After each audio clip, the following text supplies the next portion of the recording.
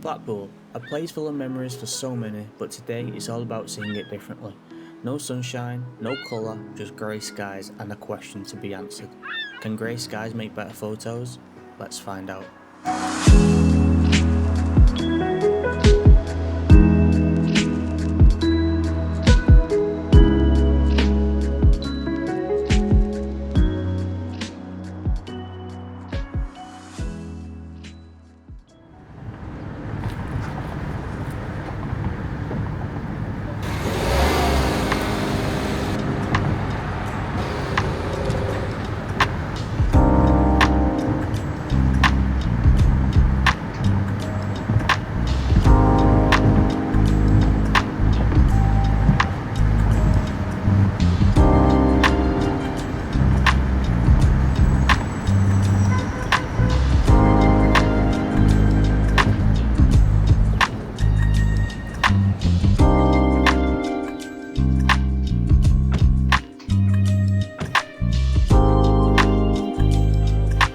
Hi guys, welcome back to the channel. Today, if you probably can't tell what's behind me, we're in Blackpool, and Blackpool, it's been a place where the older generation would come back in the day when it was a nice little seaside town. Now, it's not as good as it used to be, shall we say.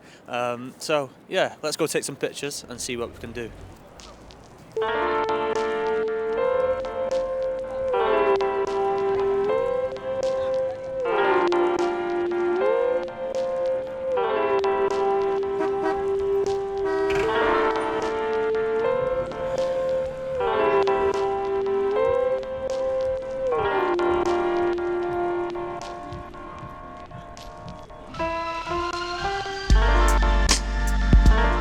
The weather was bleak, flat skies, no sunlight, no shadows. Not exactly ideal for a photographer, but sometimes that's the challenge.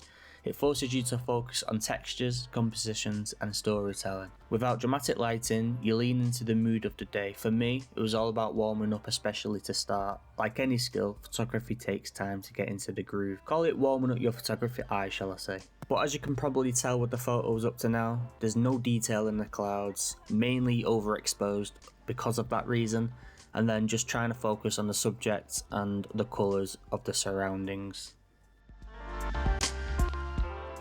We just got to warm up, take some pictures I guess, and see what we can do. I thought that guy had a parrot on his shoulder. If you don't know much about Blackpool, it's literally, it used to be a really nice seaside town from what I remember and what my parents used to tell me, because when they were younger, and I'm sure people my age who have parents that used to come to Blackpool, used to tell like stories of, they always used to come here for summer holidays, and you know, it used to be the place to go if you're from up north to go on holiday. So we thought, let's go take some pictures, me and Stephen, again, try and get the drone up. We were hoping for some fog today, not gonna lie, but as you can see, when I always try and film a YouTube video, it's literally always grey. So yeah, we'll try and get some pictures. It's match day, so there's a bit of hooligans around. Last time I was here was before the pandemic. I think it was the same with you, wasn't it? So yeah, we might get some fish and chips later. Stephen's like, yeah. Right, let's go take some pictures and see what we can do. Oh, also, is anyone a fan of the Instagram update? Because it's gone all portrait, like 4:5 aspect ratio, I think. It's not squares anymore, so we've got to shoot portrait. Well, I'm going to shoot landscape for YouTube and then try and do some portrait pictures as well, just for social media. I know I made a video a while ago saying like, don't let social media influence you and how to take pictures, but yeah, let's shoot some portraits.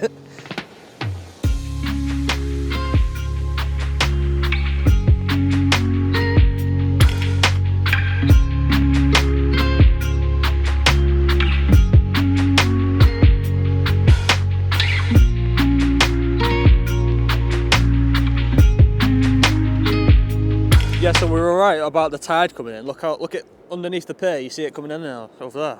Yeah, I believe it. You believe me? Yeah. You can literally see it for yourself. Right, so I think this is a really nice frame. There's waves when the tide's going out as well, though. What? There's waves when the tide's going out, right? Well, yeah, but look how close it's coming. Sure. Right, yeah, I like this frame. Be nice to have like a person in this little gap, but you know, we're just going to take it and see what. You got a shot before. I'm just going to take this shot. The tide's going to come in, so it's pretty nice.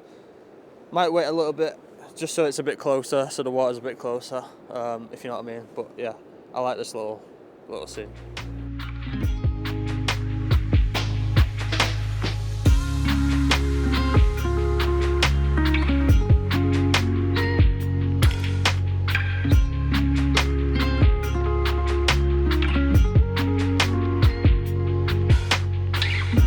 Yeah, I think this scene's really nice just because there's like loads of different textures and colours on this, like obviously on the pier, and then I can zoom in onto the Ferris wheel, which I think looks pretty cool. Stephen's literally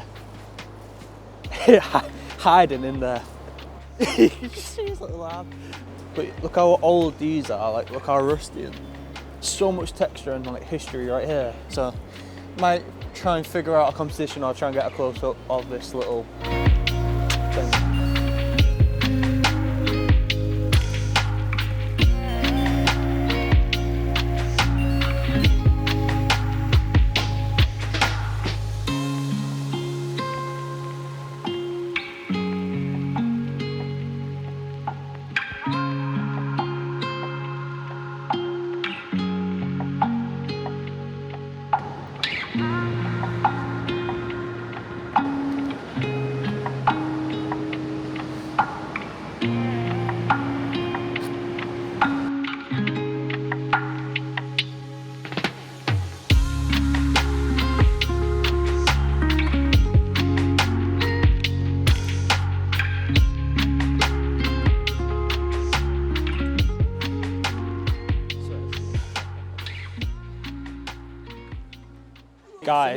Guys, it's absolutely freezing out Are we here. recording? Yeah. Shit. Do you want a decent like? A what? Yeah. It's the only other option. This is where the drone gets attacked by a seagull.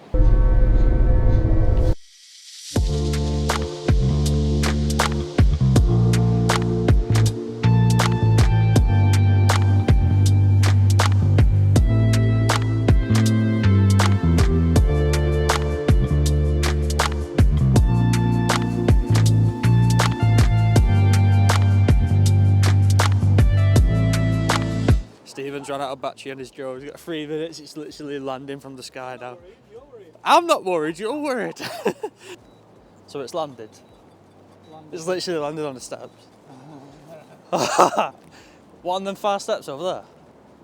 Mate, we're walking at a pace. Oh my days. There's somewhere on these steps, but I think it's actually fast. Yeah, there it is. It's literally a little black I dot. managed to over land there. it on the steps without hitting the propellers, Yeah, even though the propellers are probably a wood for the steps. Oh my days. I think I've been alright. Jeez. So the wind, because Stephen put it out in full battery, the wind's literally just ruined the battery pretty much. Obviously when he's shooting as well. You Yeah. just can't tell. You can't tell the wind really because it keeps it so steady. Yeah. When you're 300 metres up, there's no wind down here.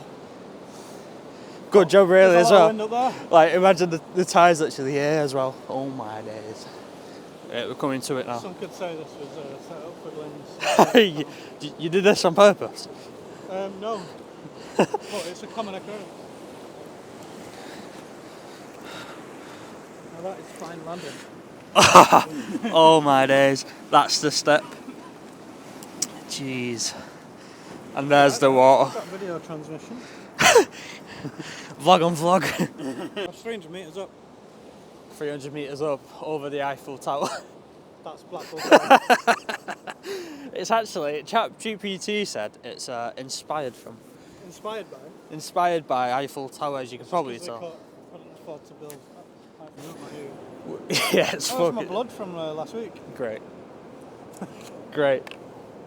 Yeah, we said yesterday, like, let's get here for sunrise. Alright, we got sunrise at 8:30.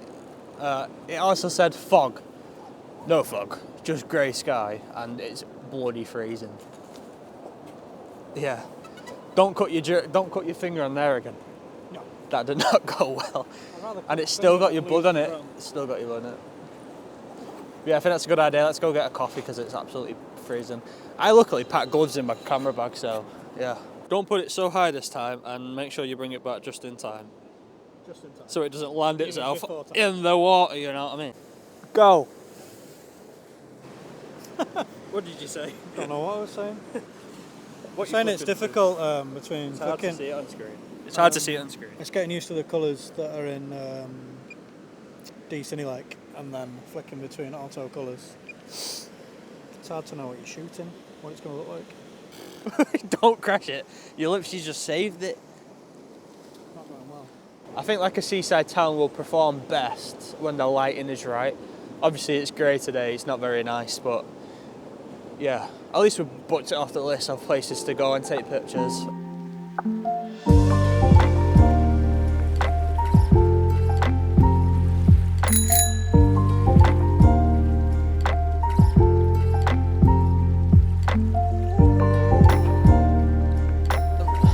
So I never really do long exposures, to be honest. So me and Stephen took some time, like 15 minutes or so, just to try and get some long exposures, portrait and landscape, just because of the seas coming up. We framed it with the steps. I think Stephen got some nice reflection shots up towards the pier, and I keep thinking it's the Eiffel Tower, Blackpool Tower, and I pointed it this way, only because, you know, shooting different ways, you don't really want to copy each other. The sun is literally coming out over there. I think that's the way Southport is. I think we're going to head there maybe if we have time. But yeah, did some long exposures on the tripod, had an ND filter on, just figuring it out really. I'll put the settings on screen with the photos anyway, just so you understand what I'm talking about. I think it looked pretty good for the first time doing long exposure, not going to lie.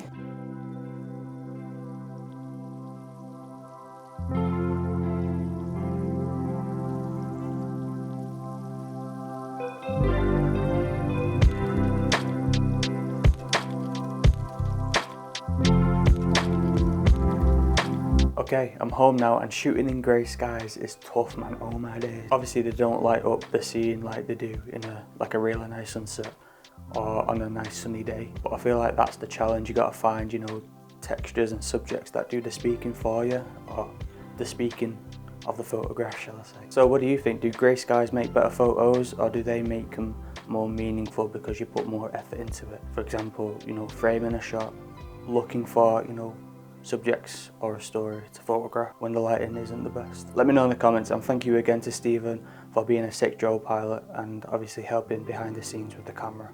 Until next time, ciao for now.